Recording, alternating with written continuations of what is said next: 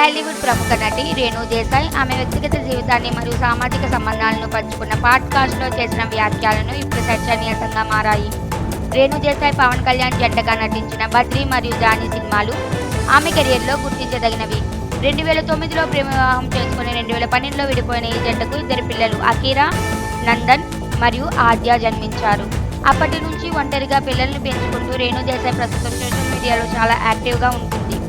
గతంలో సినిమాల నుంచి కొంత విరామం తీసుకున్న ఆమె టైగర్ నాగేశ్వరరావు సినిమా ద్వారా మళ్ళీ ప్రేక్షకుల దృష్టికి వచ్చింది. పాడ్కాస్ట్లో రేణు తన రాజకీయ ఆరగ్రేటం గురించి మాట్లాడి రాజకీయాల్లో తన భవిష్యత్ గురించి ఆసక్తికర వ్యాఖ్యలు చేసింది. ఆమెకు రాజకీయాలపై ఆసక్తి ఉన్నప్పటికీ పిల్లల భద్రత కోసం గతంలో వచ్చిన అవకాశాన్ని వదులుకున్నట్టు తెలిపింది.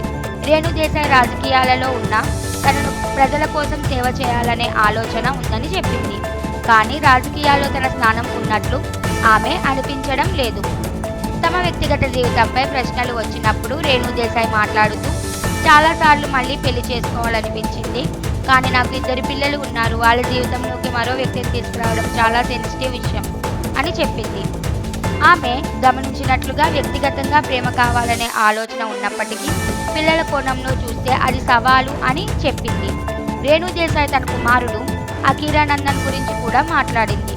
ఇటీవల అకీరా పవన్ కళ్యాణ్ నటిస్తున్న ఓజీ సినిమాలో నటిస్తున్నాడని, రామ్ చరణ్ నిర్మాణంలో అతడికి గ్రాండ్ లాంచ్ ఉండబోతున్నట్లు వచ్చిన వార్తలపై రేణు క్లారిటీ ఇచ్చింది.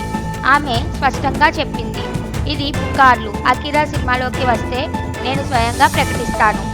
ఆమె సైతం అకీరా సినిమాల్లో నటించాలని ఆశపడినప్పటికీ తన కుమారుడు ఎటువంటి ప్రొఫెషనల్ జాబితాలో చేరుతాడో అనేది అతని స్వంత నిర్ణయం అని స్పష్టం చేసింది.